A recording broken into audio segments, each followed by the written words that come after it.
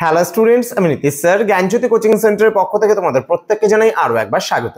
তো স্টুডেন্টস, আজকে আমি তোমাদের সঙ্গে আলোচনা করব এনইপি 4 ইয়ার আন্ডার গ্র্যাজুয়েট প্রোগ্রামের অধীনস্থ যে সমস্ত ছাত্রছাত্রীরা যারা নর্থ বেঙ্গল ইউনিভার্সিটি আন্ডার বিভিন্ন কলেজগুলোতে ফার্স্ট সেমিস্টারে পড়াশোনা করছো, যারা ফার্স্ট সেমিস্টারে মাইনর হিসাবে বা ডিএসসি হিসাবে রেখেছো সোসিওলজি, তাদের জন্য আজকে সোসিওলজির একটা অতি গুরুত্বপূর্ণ বিষয়, সেটা হলো প্রাথমিক গোষ্ঠী। এই নিয়ে কিন্তু বিস্তারিত আলোচনা করবো আজকের এই ক্লাসটিতে। যারা এখনো পর্যন্ত আমাদের চ্যানেলটিকে সাবস্ক্রাইব করোনি, তারা অবশ্যই চ্যানেলটিকে সাবস্ক্রাইব করে পাশে থাকা বেল আইকন অল প্রেস করে দেবে, যাতে নেক্সট টাইম থেকে কোনো ভিডিও আপলোড করলে তার নোটিফিকেশনটা তুমি সবার আগে পেতে পারো।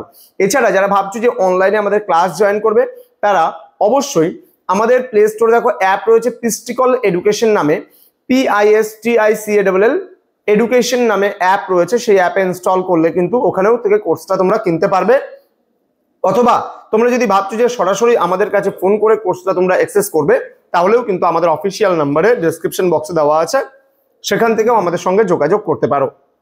চলো শুরু করছি আজকের ক্লাসটা, প্রাথমিক গোষ্ঠী সম্পর্কিত আলোচনা। তো দেখো, কাকে বলা হয় প্রাথমিক গোষ্ঠী, বা প্রাথমিক গোষ্ঠী কাদের বলা হয়? এই প্রশ্নের উত্তরে সবার প্রথমে বলতে পারি, যাদের সঙ্গে আমাদের রোজ আই কন্ট্যাক্টে দেখা হয়, অর্থাৎ মুখোমুখি যাদের সঙ্গে রোজ আমাদের দেখা হয়, এরকম গোষ্ঠীর সদস্যদের আমরা বলি প্রাথমিক গোষ্ঠী। আমি আবারও বলছি, যে সমস্ত লোকেদের সঙ্গে বা বন্ধুদের সঙ্গে আমাদের রোজ মুখোমুখি দেখা হয়, তাদেরকে আমরা বলি প্রাথমিক গোষ্ঠী। এবার যদি বইয়ের ভাষায় আমরা বলতে চাই বা নোটসের ভাষায় আমরা বলতে চাই, তাহলে কিভাবে বিষয়টাকে লিখতে পারবো বা কিভাবে উপস্থাপনা করতে পারবো সেটা সম্পর্কে একটু বলে দিচ্ছি। কি বলছে, প্রাথমিক গোষ্ঠী হলো সেই সব ছোট ছোট সামাজিক দল যেখানে সদস্যদের মধ্যে ঘনিষ্ঠ ব্যক্তিগত এবং দীর্ঘস্থায়ী সম্পর্ক গড়ে ওঠে। তাহলে ব্যক্তিগত এবং সম্পর্কটা কিন্তু দীর্ঘস্থায়ী, অল্প দিনের জন্য নয়। এই ধরনের সম্পর্ক হচ্ছে অটুট বন্ধনে আবদ্ধ এবং দীর্ঘদিন ধরে এই ধরনের সম্পর্ক কিন্তু গড়ে ওঠে।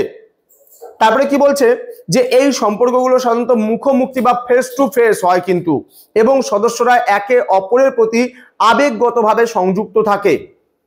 ঠিক আছে, সমাজবিজ্ঞানী কুলি কিন্তু এই প্রাথমিক গোষ্ঠী ধারণা সর্বপ্রথম দিয়েছিল। এখানে ব্যাপারটা কেমন, এখানে সদস্য সংখ্যা কম হবে, প্রাথমিক গোষ্ঠীর সদস্য সংখ্যা, এবং তারা প্রত্যেকে একে অপরের সঙ্গে ঘনিষ্ঠ হবে, তারা খুবই ব্যক্তিগত হবে, নিয়মিত একে অপরের সাথে দেখা হবে ফেস টু ফেস, এবং সদস্যদের ব্যক্তিত্বের বিকাশ এবং সামাজিকীকরণ ঘটবে। এরকম কিছু উদাহরণ হিসাবে আমরা বলতে পারি, যেমন পরিবার। পরিবারের লোককে মানে পরিবারটাকে বলে প্রাথমিক গোষ্ঠী। কেন? কারণ পরিবারের লোকেদের সঙ্গে দেখো আমাদের রোজ ঘুম থেকে উঠলে পরেই দেখা হয়, মা বাবা ভাই বোন প্রত্যেকের সঙ্গে কিন্তু, বা প্রত্যেকটা সদস্য নিয়ে পরিবারের গড়ে ওঠে প্রাথমিক গোষ্ঠী। আবার আমরা বলতে পারি বন্ধু দল, আমাদের খেলার সাথী, আমাদের ফ্রেন্ড সার্কেল যে রয়েছে, তাদের সঙ্গেও কিন্তু আমাদের রোজ দেখা হচ্ছে এবং তাদের সঙ্গে আমরা খেলতে যাচ্ছি, ঘুরতে যাচ্ছি। তাহলে ঘনিষ্ঠ বন্ধু হতে পারে, যার সঙ্গে রোজ দেখা করি, চল বিকালবেলা একটু ঘুরে আসি, এখানে ঘুরে আসি, ওখানে ঘুরে আসি। এবং আমাদের খেলার সাথীরাও কিন্তু বা খেলার সঙ্গীরাও কিন্তু হতে পারে প্রাথমিক গোষ্ঠী। তো আশা করি আজকের এই যে প্রাথমিক গোষ্ঠী সংক্রান্ত যে ক্লাসটি, তোমাদের বুঝতে কোনো অসুবিধা নেই, এবং আজকের এই ক্লাসটির জন্য তোমরা কিন্তু 3 মার্কসের জন্য এই প্রশ্নটা পড়বে, কারণ 3 মার্কসের জন্য কিন্তু তোমাদের এই প্রাথমিক গোষ্ঠীর প্রশ্নের উত্তরটা কিন্তু আসবেই। তো স্টুডেন্টস, দেখা হচ্ছে তোমাদের সঙ্গে খুব তাড়াতাড়ি আরো একটা নতুন ক্লাস নিয়ে।